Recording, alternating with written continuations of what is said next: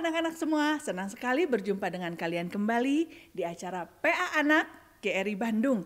Dan hari ini kita mau melanjutkan seri eksposisi kitab Matius dengan tema Celakalah para penyesat. Penyesat, apa yang dimaksud dengan penyesat? Dan mengapa mendapatkan teguran yang begitu keras? Bahwa akan celaka, barang siapa kamu yang menyesatkan akan celaka. Allah begitu memandang serius orang-orang yang memberitakan sesuatu yang salah, sesuatu yang kelihatannya benar, tapi sebetulnya menyesatkan, membawa orang ke dalam jurang yang membahayakan, membawa orang menjauh dari kebenaran. Nah, kita mau sama-sama bahas itu hari ini.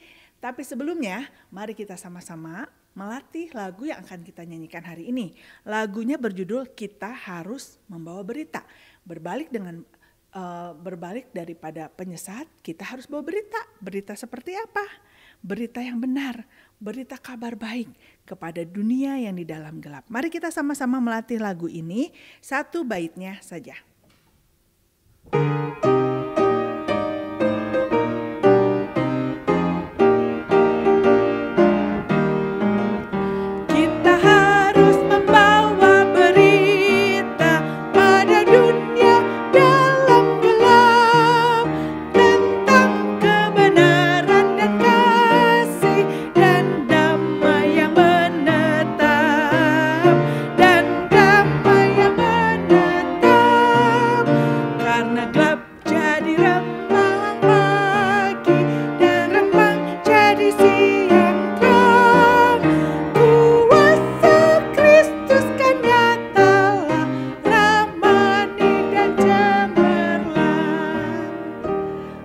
Bersyukur kalau kita bisa mendengarkan kebenaran firman Tuhan dan mata kita dicelikan ya, seperti yang gelap, yang buta jadi dapat melihat, yang gelap diterangi mata hatinya sehingga dapat membedakan yang salah dan yang benar.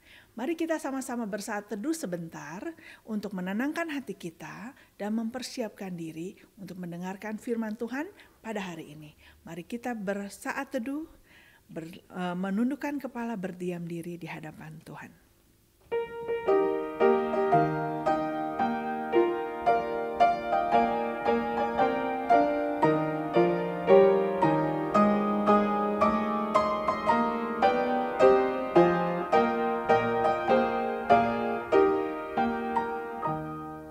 Anak-anak, mari kita bersatu di dalam doa.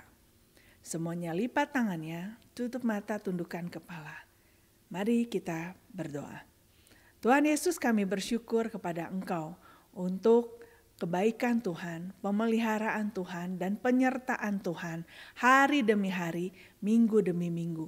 Dan kami bersyukur kalau pada hari ini kami boleh kembali datang dan mendengarkan kebenaran firman Tuhan, khususnya dari Injil Matius. Tuhan, tolong kami boleh melihat kekayaan, keindahan firman Tuhan.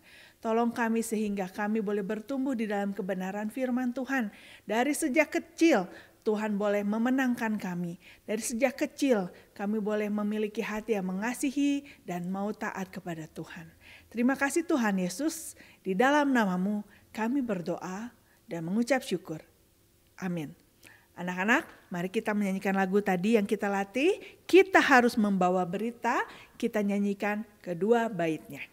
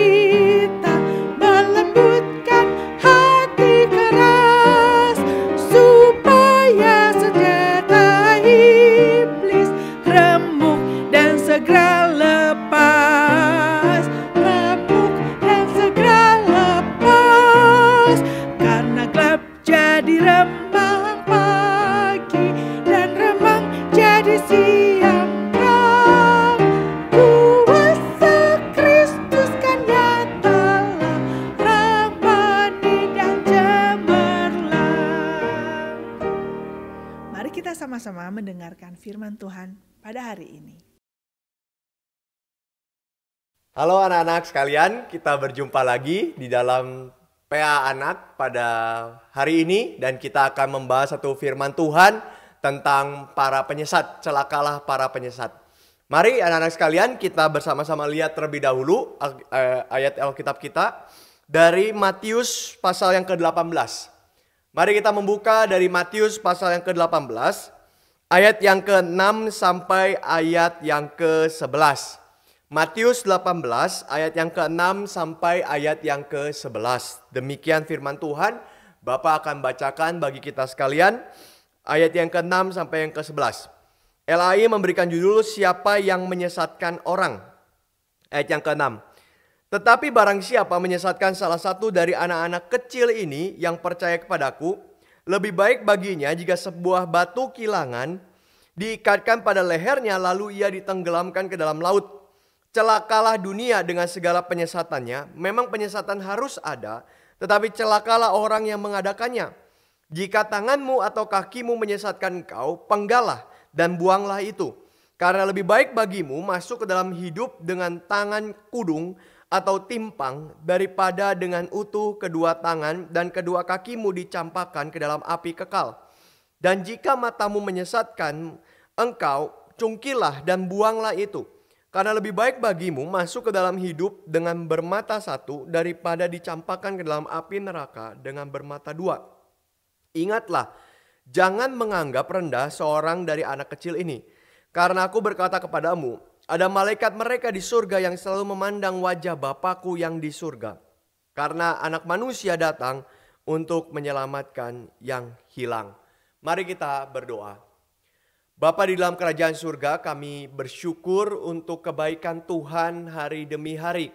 Dan kami akan merenungkan firman Tuhan, tolong pimpin dan tolong sertai setiap kami. Terima kasih Tuhan untuk anugerah-Mu. Di dalam nama Tuhan Yesus Kristus kami berdoa. Amin. Teman-teman sekalian, pernahkah kalian belajar naik sepeda? Dulu waktu kita naik sepeda, kita belajar mulai dari sepeda roda 4. Kemudian rodanya mulai dilepas. Akhirnya menjadi sepeda roda 2. Waktu menjadi sepeda roda 2 kita mulai belajar. Kadang-kadang kita bisa terjatuh. Kadang-kadang kita bisa mungkin nabrak sesuatu. Tetapi kita mulai untuk mengendalikan sepeda itu. Menjaga keseimbangan. Menjaga kestabilan daripada sepeda itu. Sehingga kita tidak jatuh. Tapi teman-teman sekalian bayangkan, anak-anak sekalian, jika kalian sedang belajar sepeda, kalian sedang menjalankan itu, kemudian sedang berusaha untuk menyeimbangkan badan, tiba-tiba ada teman kalian di sebelah, dorong kalian sampai jatuh. Karena kita lagi main sepeda, didorong kemudian jatuh. Nah anak-anak sekalian, apa sih yang ada di dalam pikiran kita? Wah, kita pasti berpikir, yang pertama, yang mendorong itu pasti orang yang tidak baik. Yang mendorong itu pasti orang yang tidak mengasihi. Kenapa? Karena saya sedang berusaha, saya sedang kesulitan menjaga keseimbangan. Dia malah menjatuhkan saya. Dia malah mendorong saya supaya saya celaka. Dan akhirnya saya terjatuh. Kita berpikir seperti itu. Tetapi ada hal yang kedua anak-anak sekalian. Kita juga bisa berpikir mereka adalah orang-orang yang sombong. Mereka sombong kenapa? Mereka merasa diri paling hebat. Mereka merasa diri paling kuat, paling jago. Saya lebih hebat main sepedanya daripada kamu. Maka saya dorong kamu supaya kamu jatuh. Karena kamu tidak bisa main sepeda. Beda dengan saya bisa main sepeda. Dia mendorong, bukan hanya mencelakakan. Tetapi dia mendorong, dia menghina temannya. Karena dia mungkin merasa dia hebat. Mungkin dia merasa kita tidak mampu, kita tidak bisa. Maka dia mendorong kita. Maka anak-anak sekalian kita melihat orang sedang main sepeda saja didorong. Boleh tidak? Tidak boleh. Orang sedang menyeimbangkan sepeda itu. Kita celakakan dia sengaja. Boleh tidak? Tidak boleh. Itu adalah satu tindakan yang tidak baik. Itu adalah satu tindakan yang tidak berkenan kepada Tuhan. Karena kita mencelakakan orang. Nah anak-anak sekalian kita melihat kenapa Bapak cerita ini. Karena di dalam perikop ini, di dalam pembahasan yang Tuhan Yesus katakan, ada satu hal yang jauh lebih berbahaya daripada mendorong teman kita naik sepeda. Jauh lebih berbahaya, jauh lebih jahat, jauh lebih luar biasa, tidak berkenan di hadapan Tuhan. Dan apa itu? Kita melihat di dalam perikop yang Tuhan Yesus katakan, Tuhan Yesus tidak berbicara mengenai anak yang sedang main sepeda. Tuhan Yesus tidak berbicara mengenai orang yang sedang mengerjakan tugas. Kemudian ada orang lain yang membuat orang itu gagal mengerjakan tugasnya. Tugasnya dirusak dan sebagainya. Tidak. Tapi Tuhan Yesus berbicara tentang seorang yang dijebloskan ke dalam dosa. Apa artinya dijebloskan? Didorong ke dalam dosa. Anak-anak sekalian, kita sebagai orang-orang Kristen, orang-orang yang percaya kepada Tuhan, kita tidak boleh melakukan dosa. Kita tidak boleh masuk ke dalam dosa dan mendukakan hati Tuhan. Tidak boleh. Tetapi ada orang-orang yang bisa mendorong kita supaya kita jatuh dalam dosa. Inilah yang disebut menyesatkan. Anak-anak sekalian, menyesatkan itu bukan hanya berbicara mengenai ajaran yang salah. Saya harusnya mengajar orang itu tidak boleh mencuri, tetapi saya mengajar dia nggak apa-apa lah mencuri sedikit. Nah, ini ajaran salah kan? Aduh. Ini ajaran salah kan? Betul, ini ajaran salah. Tapi anak-anak sekalian, bukan itu maksudnya. Bukan hanya itu. Menyesatkan itu bukan hanya tentang ajaran yang salah, tetapi membuat orang lain jauh dari Tuhan. Membuat orang lain tidak mau dekat kepada Tuhan. Membuat orang lain itu menghindari Tuhan. Dan ini yang biasa disebut sebagai batu sandungan. Anak-anak sekalian, apa sih batu sandungan itu? Kalau kita lagi jalan, kita lagi lari ya, di jalan yang lurus sekali, tiba-tiba ada batu. Waktu kita lihat ada batu itu, kemudian kita sedang lari, tanpa sengaja kaki kita menendang batu itu, kemudian kita terantuk dan akhirnya kita jatuh. Nah, itu namanya batu sandungan. Orang yang sedang lari harusnya tidak jatuh, tetapi karena ada batu itu jadi jatuh. Itu namanya batu sandungan. Dan inilah yang terjadi kepada orang yang suka menjatuhkan orang lain. Bagaimana menjatuhkannya anak-anak sekalian? Misalkan Bapak ambil contoh. Kita sebagai orang Kristen boleh tidak berbohong. Tidak boleh berbohong. Boleh tidak menipu. Tidak boleh menipu. Tetapi waktu kita ada kepentingan, waktu kita pengen sesuatu, kita berbohong, kita menipu, kita menyontek. Maka orang-orang yang tidak percaya Tuhan, atau bahkan orang-orang yang percaya Tuhan sekalipun, melihat tingkah laku kita, lalu mereka berkata, wah, kamu ini muridnya Tuhan Yesus kan? Kamu ini orang yang percaya kepada Tuhan. Tapi kenapa kamu menyontek? Kenapa kamu berbohong? Wah, orang Kristen bukan orang yang baik. Nah, anak sekalian, waktu kalimat itu keluar, orang Kristen bukan orang yang baik, bukan saja memalukan bagi orang Kristen, tetapi memalukan juga bagi Tuhan. Karena orang-orang itu melihat kita tidak menjadi berkat bagi mereka. Maka anak-anak sekalian, ini satu hal yang sangat berbahaya. Waktu orang mau percaya kepada Tuhan Yesus, tetapi banyak orang Kristen yang katanya percaya kepada Tuhan, tidak baik hidupnya, tidak sungguh-sungguh hidupnya, maka orang menolak untuk percaya kepada Tuhan. Seperti ada satu masa di India, banyak orang India waktu itu mereka mau percaya Tuhan. Salah satunya seorang bernama Mahatma Gandhi. Waktu Gandhi itu dia mau percaya Tuhan, dia tadinya bukan orang yang percaya Tuhan, dia tadinya orang yang menolak Tuhan, dia tadinya orang yang tidak mau menjadi orang Kristen. Tetapi waktu dia membaca Alkitab, dia membaca pengajaran Tuhan Yesus, dia sangat tersentuh hatinya. Dia begitu mencintai pengajaran Tuhan Yesus. Dan dia melihat pengajaran Tuhan Yesus adalah salah satu pengajaran terbaik di muka bumi ini. Maka dia sangat kagum dengan Tuhan Yesus. Tetapi waktu ditanya, apakah engkau ketika sudah kagum kepada Tuhan Yesus, engkau mau jadi orang Kristen? Dia mengatakan tidak. Kenapa tidak mau jadi orang Kristen? Karena aku melihat banyak orang Kristen itu jahat kepada temannya, jahat kepada saudaranya. Mereka menindas, mereka menekan orang, mereka tidak peduli kepada orang yang miskin dan sebagainya. Maka saya tidak mau jadi orang Kristen, tapi saya mengagumi Tuhan Yesus Kristus. Nah, anak-anak sekalian, ini yang disebut sebagai batu sandungan. Maka anak-anak sekalian, di sini kita lihat ya, Tuhan Yesus memakai istilah menyesatkan salah satu dari anak-anak kecil ini. Apa artinya anak-anak kecil ini? Teman-teman sekalian, anak-anak sekalian, anak-anak kecil itu bukan hanya tentang ini anak-anak ya. Ini kondisi umurnya masih muda, masih kecil, masih belum paham apa-apa. Bukan. Tetapi anak-anak di sini juga menggambarkan orang-orang yang lemah. orang-orang yang sederhana, orang-orang yang tidak punya kuasa, orang-orang yang begitu lemah dan tidak berdaya, tetapi kita menyesatkan mereka untuk mereka jauh daripada Tuhan. Mereka hanya berpegang kepada Tuhan, tetapi kita mengatakan kepada mereka, kamu tidak boleh berpegang kepada Tuhan. Kamu harus berpegang kepada yang lain. Banyak contohnya anak-anak sekalian. Misalkan ya, waktu kita mengajak teman kita satu kelas, itu menyontek. Ada orang yang mengatakan, enggak, saya enggak mau nyontek, saya mau jujur di hadapan Tuhan. Tetapi orang-orang lain mengatakan, kalau kamu tidak mau menyontek, saya akan bully kamu. Saya akan tindas kamu. Saya akan berbuat tidak baik kepada kamu. Kalau kamu tidak mau nyontek, kamu harus ikut menyontek. Anak-anak sekalian, banyak anak-anak yang seperti ini. Ayo yuk, kita pergi yuk, bolos dari sekolah. Kenapa bolos dari sekolah? Iya, karena kita mau main, mau senang-senang. Saya tidak mau main kayak gitu, saya mau sekolah saja. Kalau kamu tidak mau, saya tidak mau temenan lagi sama kamu. Awas ya, saya tidak mau temenan lagi, kita musuh. Kalau kamu tidak mau ikut saya. Nah, anak-anak sekalian, ini boleh tidak? Tidak, ini namanya menyesatkan. Ini namanya menyesatkan. Maka di dalam perikop ini kita melihat, ketika orang-orang itu menyesatkan, dia bukan hanya mencelakakan orang. Dia bukan saja membuat orang tidak dekat kepada Tuhan, tetapi dia juga menyerang Tuhan Yesus. Sekali lagi anak-anak sekalian, jangan pikir kalau kita bisa berdosa sama-sama, berarti apa? Kita aman. Karena temanku juga ikut berdosa dengan saya. Kalau kita bolos dari sekolah, kita aman. Karena guru akan menghukum kita, tidak hanya menghukum satu orang saja. Tidak anak-anak sekalian. Kenapa? Karena waktu kita membawa orang tidak kenal Tuhan, waktu kita menghalangi orang untuk setia kepada Tuhan, maka kita menyerang Tuhan Yesus juga.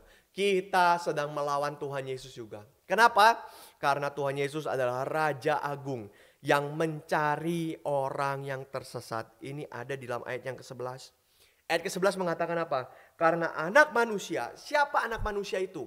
Tuhan Yesus datang untuk menyelamatkan yang hilang. Bukan datang untuk menghilangkan yang selamat. Anak-anak sekalian, waktu kita menyesatkan orang, kita menghilangkan yang selamat. Artinya apa? Kita membuat mereka tidak lihat Tuhan. Tapi Tuhan Yesus datang dari orang yang tidak lihat Tuhan, sekarang lihat Tuhan. Sekarang mereka bisa diselamatkan. Kalau kita melawan itu, berarti kita melawan Tuhan. Karena Tuhan mau menyelamatkan orang. Tuhan itu seperti raja yang begitu agung. Di dalam Alkitab ada seorang raja yang begitu agung. Namanya Raja Yosia. Raja Yosia hatinya ingin menyenangkan Tuhan. Dia menjadi raja waktu umurnya baru 8 tahun. Masih kecil, masih anak-anak. Tetapi dia sudah menjadi raja. Dan waktu dia menjadi raja, dia perintahkan orang untuk menggali kembali peti-peti, tempat-tempat disimpannya hukum Taurat. Gulungan-gulungan firman Tuhan. Kemudian digali kembali, dicari dan sebagainya, dibersihkan. Dan akhirnya dia membacakan itu. Dan hatinya tergerak untuk mencintai Tuhan. Maka apa yang dilakukan? Beda dengan raja-raja yang lain. Banyak raja yang mengajarkan pada rakyatnya, ayo sembah kepada Baal. Ayo sembah kepada Dagon. Ayo sembah kepada ilah yang lain. Bukan sembah kepada Tuhan. Tetapi Yosia mengatakan, jangan sembah Dagon. Mulai hari ini hancurkan semua patung berhala. Kenapa? Karena saya mau baik aku maupun seluruh bangsaku menyembah kepada Tuhan.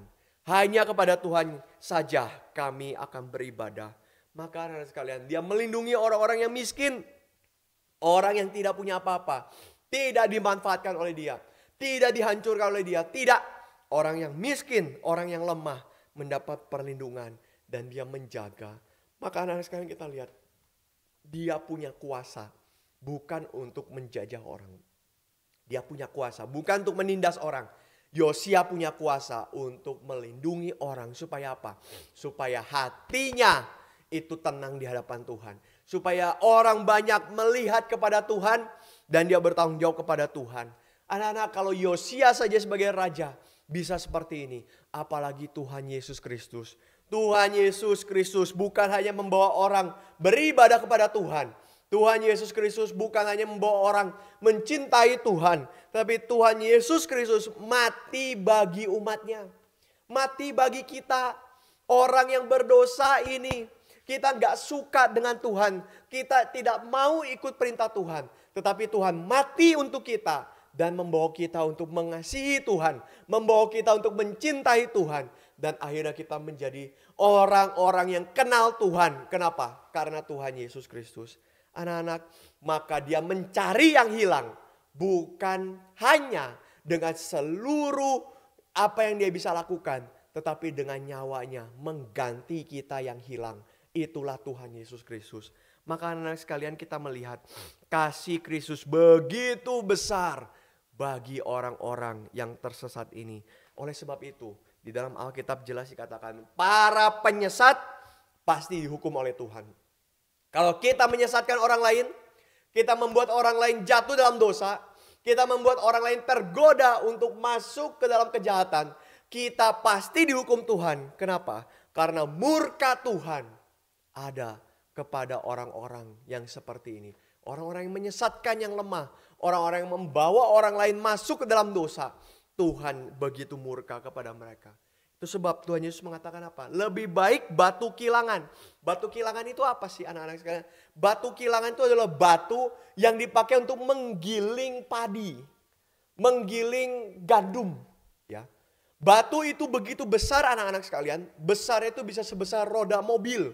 Mungkin bisa lebih besar lagi dari roda mobil. Itu batu yang sangat berat sekali. Karena dipakai untuk menggiling. Supaya gilingannya bagus, batunya harus besar dan berat. Maka kita lihat anak-anak sekalian. Tuhan Yesus mengatakan apa? Batu seperti itu lebih baik diikat ke lehernya. Diikat lehernya lalu apa? Dilempar ke laut. Kenapa? Ini menggambarkan satu kematian yang begitu mengerikan. Diikat di leher, dilempar ke laut. Dia gak bisa nafas, dia gak bisa berenang. Tidak mungkin orang bisa keluar. Karena apa? Batunya sangat berat sekali. Tetapi demikianlah, ini tanda. Demikianlah betapa fatalnya penghukuman bagi mereka yang menyesatkan orang. Maka anak sekalian, ingat ini baik-baik ya. Jangan bawa orang lain jatuh dalam dosa. Jangan ajak orang lain jatuh dalam dosa.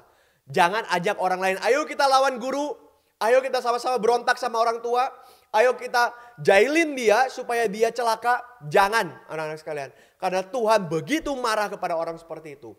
Dan yang kedua, bukan hanya hukumannya begitu berat, menandakan ini begitu serius, tapi juga menandakan pentingnya kita hidup kudus.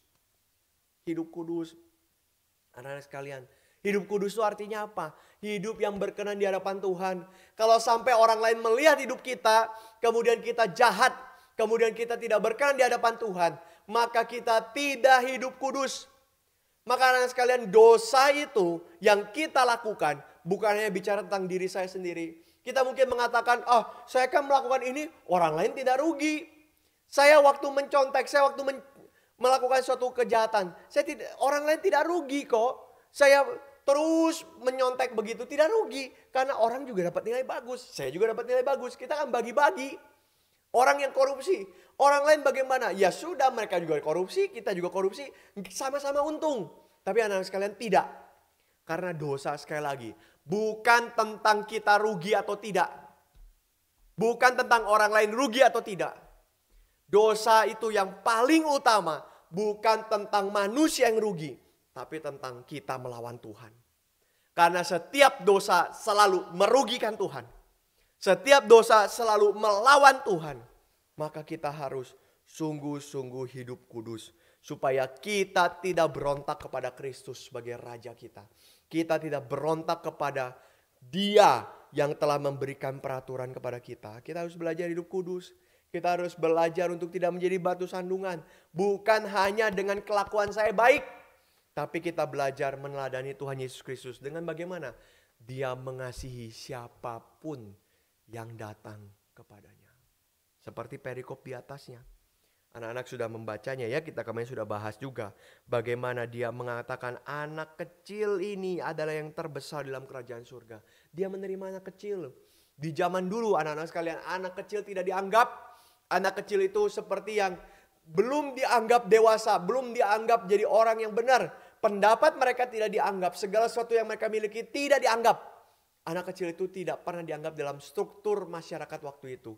Tetapi Tuhan Yesus mengatakan, kamu harus terima orang seperti terima anak kecil ini. Dan Bapakku di surga juga menerima mereka.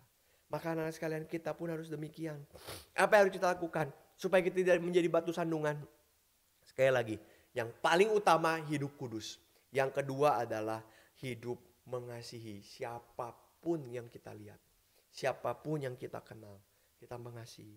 Seperti seorang bernama Florence Nightingale. Anak-anak, Bapak mau ceritakan kisah hidupnya.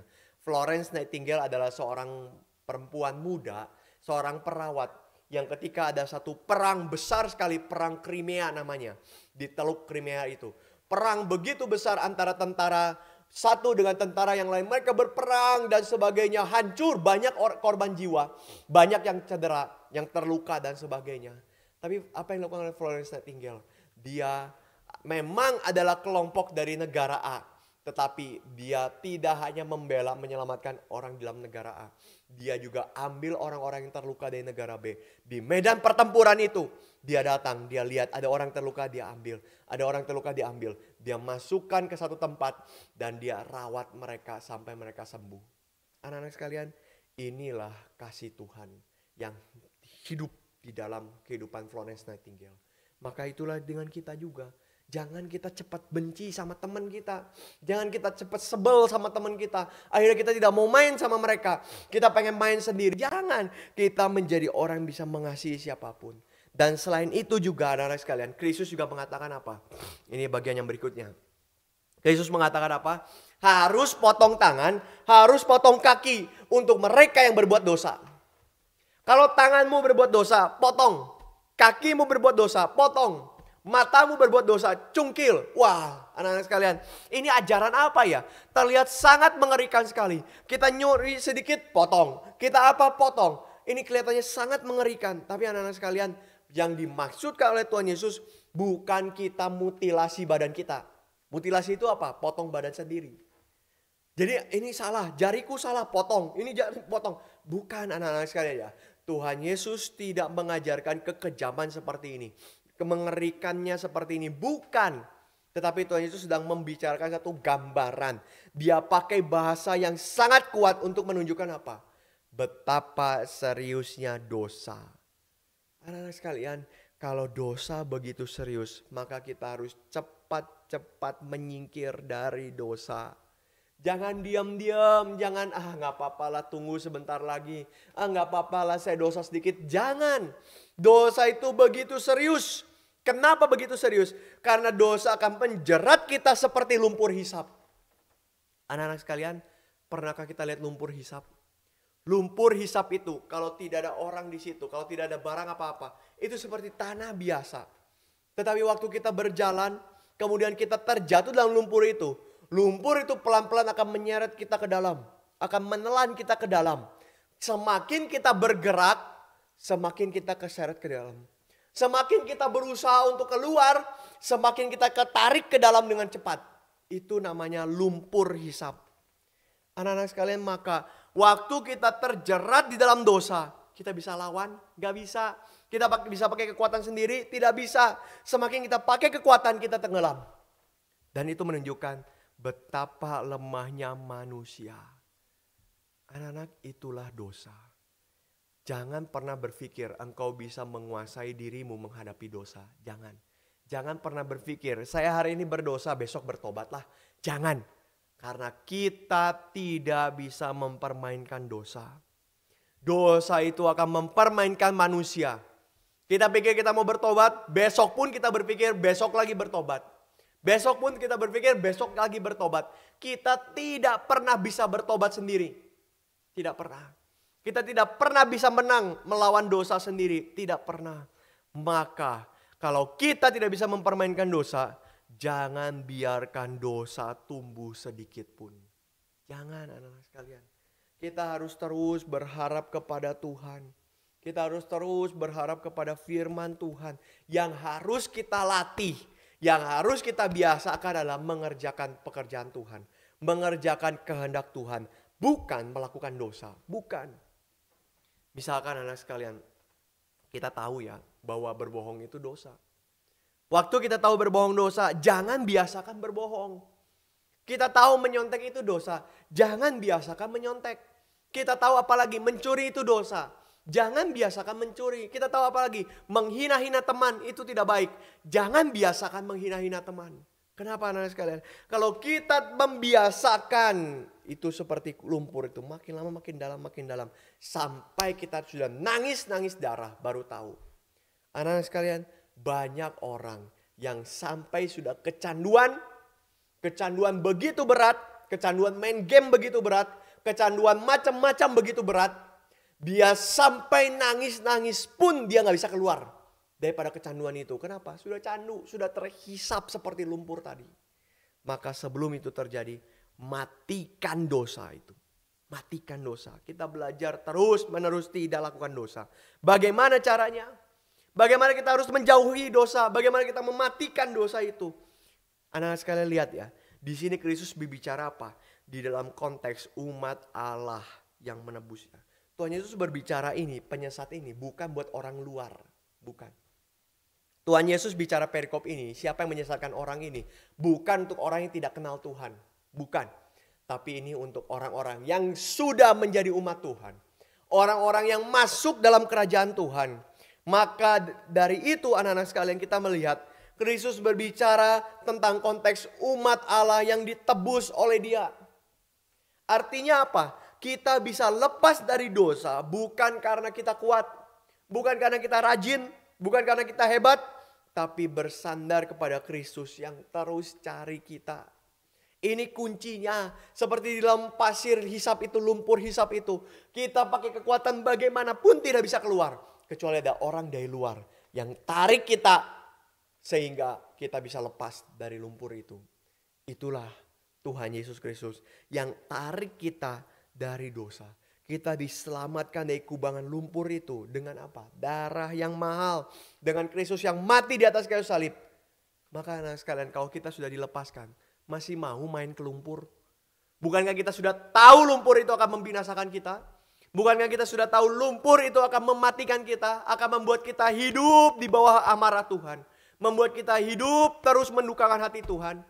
Kalau kita sudah tahu itu, jangan coba-coba balik lagi ke lumpur itu. Jangan. Tapi apa yang harus kita lakukan? Respon kita adalah datang kepada Tuhan. Anak-anak sekalian, ini yang tidak terjadi kepada Adam dan Hawa waktu mereka jatuh dalam dosa. Waktu mereka jatuh dalam dosa, apa yang terjadi? Allah mencari mereka.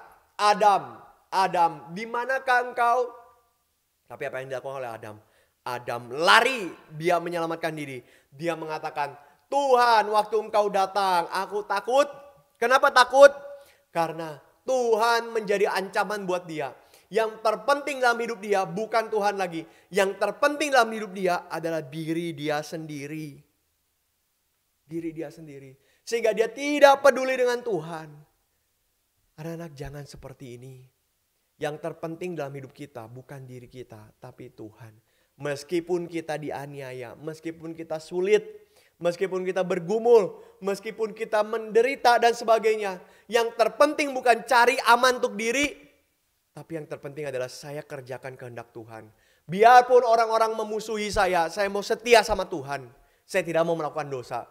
Biarpun seluruh teman-temanku akhirnya meledek saya tetap mau setia, saya tidak mau melakukan dosa seperti yang mereka lakukan. Itu yang Tuhan Yesus katakan. Maka dengan cara demikian kita tidak mau jadi penyesat dan kita tidak ikut disesatkan. Tidak ikut disesatkan. Penyesat dengan yang disesatkan sama saja melawan Tuhan. Tetapi anak-anak sekalian, pertanyaannya adalah apa yang paling penting di dalam hidup kita? Apakah Tuhan? Atau games? Atau teman kita? Atau HP? Atau gadget kita? Atau video-video yang kita nonton? Atau film kartun? Atau apa? Apa yang menjadi kesenangan kita yang paling penting, paling utama? Anak-anak, kita harus memikirkan bahwa yang paling utama itu harus Tuhan. Maka engkau harus hidup bergantung pada Tuhan. Engkau harus hidup sungguh-sungguh mendengarkan firman Tuhan. Engkau harus belajar terus untuk merenungkan firman Tuhan. Ini PR kita seumur hidup. Bukan hanya sampai engkau dewasa. Sampai engkau ketemu Tuhan. Engkau harus merenungkan apa yang Tuhan inginkan di dalam hidup. Apa yang harus kita kerjakan. Maka anak-anak sekalian, biasakan kita punya hati yang taat firman Tuhan, supaya kita hidup kudus dan tidak jadi batu sandungan. Biasakan ini. Kita memang tidak mengajarkan yang salah kepada orang, tapi hidup kita bisa menjadi batu sandungan buat orang. Maka kita harus hidup kudus, kita harus hidup suci di hadapan Tuhan, dan kita biasakan menjalankan perintah Tuhan. Jangan biasakan hidup di dalam dosa. Coba-coba ada dosa baru saya mau coba. Jangan membiasakan itu. Karena sekali lagi dosa seperti lumpur yang bisa menghisap kita. Dan sampai nangis bagaimanapun kita tidak bisa keluar kecuali memohon anugerah daripada Tuhan. Anak-anak, Bapak akan tutup dengan satu cerita dari seorang pelari bernama Eric Liddell. Dia adalah pelari cepat dari negara namanya Skotlandia. Tapi hatinya Eric Liddell adalah seorang yang sangat mengasihi Tuhan. Dia berlomba dengan hati yang ingin menyenangkan hati Tuhan. Lalu sampai satu ketika, karena dia adalah seorang yang sangat hebat di dalam berlari, dalam perlombaan berlari, maka akhirnya dia masuk ke dalam Olimpiade di tahun 1924. Dia masuk ke dalam Olimpiade, dia harus ikut lomba lari 100 meter. Lari cepat, sprint, lari cepat 100 meter. Tapi apa yang terjadi anak-anak sekalian? Waktu itu perlombaannya diadakan di hari Minggu. Hari di mana Eric Liddell datang ke gereja dan beribadah. Banyak orang waktu itu mengejeknya. Dia mengatakan, saya tidak mau berlomba di hari Minggu karena hari Minggu saya mau datang ke gereja. Orang-orang bilang, loh kenapa? Kita kan ke gereja setiap minggu. 1 minggu bolos tidak apa-apa. Loh, nanti juga minggu depan masih bisa ke gereja. Olimpiade kan tidak datang lagi minggu depan. Loh, ini kesempatan yang sangat baik. Kamu jangan buang kesempatan ini. Kalau enggak, kamu enggak dapat piala. Kamu enggak dapat medali emas. Kamu enggak dapat juara. Itu musuhmu, itu mudah kamu kalahkan. Kamu harus berlomba melawan mereka. Dan sebagainya. Banyak orang yang akhirnya mengejek. Oh, dasar kamu sok suci. Dasar kamu ini, dasar kamu itu. Tapi Eric tidak peduli dengan itu. Eric mengatakan, saya mau setia sama Tuhan. Saya mau mencintai Tuhan. Saya tidak mau mendukakan hati Tuhan. Saya tidak mau belajar untuk berbuat dosa. Saya mau belajar taat perintah Tuhan. Akhirnya apa? Akhirnya dia tidak masuk ke dalam perlombaan itu. Karena dia mau beribadah kepada Tuhan. Lalu kemudian dia dapat kesempatan lagi. Setelah dia beribadah kepada Tuhan, setelah dia akhirnya gagal ikut Olimpiade, dia akhirnya keluar dari nomor itu dan sebagainya. Tetapi yang menarik adalah kisah ini menunjukkan bahwa mengutamakan Tuhan lebih penting daripada keinginan kita. Lebih penting daripada kemenangan kita. Lebih penting daripada uang, daripada prestasi kita, daripada jabatan kita, daripada segala yang kita bisa miliki. Anak-anak, tanamkan ini di dalam hati kalian. Ini harus ditanamkan baik-baik. Mengasihi Tuhan, mengutamakan Tuhan jauh lebih penting daripada apapun. Kita harus menghormati Tuhan di dalam hidup kita. Maka dengan cara demikian kita tidak jadi penyesat, tapi kita menjadi orang yang memuliakan Tuhan dan membawa orang lain melihat keagungan Tuhan dan menyembah kepada Tuhan. Amin. Sampai di sini anak-anak sekalian untuk pembahasan firman Tuhan hari ini. Mari kita berdoa. Bapa di dalam kerajaan surga, kami bersyukur untuk firman Tuhan yang bisa kami renungkan. Dan biarlah Tuhan yang menolong kami, Tuhan yang memimpin kami. Agar kami menjadi orang-orang Kristen, orang-orang percaya yang takut akan Engkau. Dan kami sungguh-sungguh rindu Tuhan. Bagaimana kami bisa menjadi orang yang setia kepada Tuhan, bukan menjadi penyesat. Terima kasih Tuhan untuk kebaikan-Mu. Kami berdoa menyerahkan semua ke dalam tangan Tuhan. Di dalam nama Tuhan Yesus Kristus kami berdoa. Amin. Sampai ketemu lagi anak-anak sekalian. Tuhan memberkati kita. Anak-anak, bersyukur untuk kebenaran firman Tuhan yang boleh kita dengarkan dan renungkan bersama-sama hari ini. Biarlah anak-anak Tuhan memberikan hati yang dapat membedakan apa yang benar, apa yang salah. Kita dapat peka mana ini yang merupakan isi hati Tuhan yang sungguh-sungguh benar, Mana ini yang kelihatannya benar, tapi sebetulnya menyesatkan. Dan terlebih lagi jangan sampai kitalah yang menjadi penyesat ya. Mari kita sama-sama menutup PA Anak hari ini dengan menyanyikan lagu Kita Harus Membawa Berita. Waktu kita tahu apa yang benar, waktu kita memperoleh anugerah boleh mengenal apa kebenaran yang sejati, biarlah kita tidak menyimpan hanya untuk diri sendiri. Tapi kita boleh diberikan hati mau menceritakan kebenaran sejati, kebenaran tentang kasih, kebenaran damai yang sejati kepada banyak orang. Mari kita sama-sama menyanyikan Kita Harus Membawa Berita. Kita nyanyikan kedua baitnya.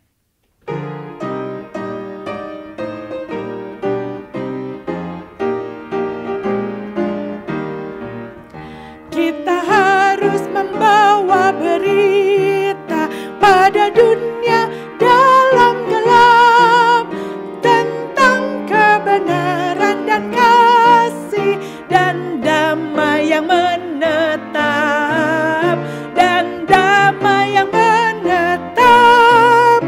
karena gelap jadi remang pagi dan remang jadi siang terang.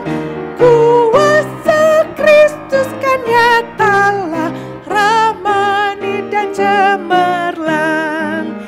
Kita harus menyanyikan gita, melembutkan hati keras, supaya senjata iblis remuk dan segera lepas, remuk dan segera lepas. Karena gelap jadi remang pagi dan remang jadi siang terang. Kuasa Kristus kan nyatalah, ramani dan cemerlang. Anak-anak, sekian PA Anak hari ini. Kita akan bertemu lagi dan melanjutkan pembahasan seri Kitab Matius minggu depan. Sampai jumpa anak-anak semua. Bye.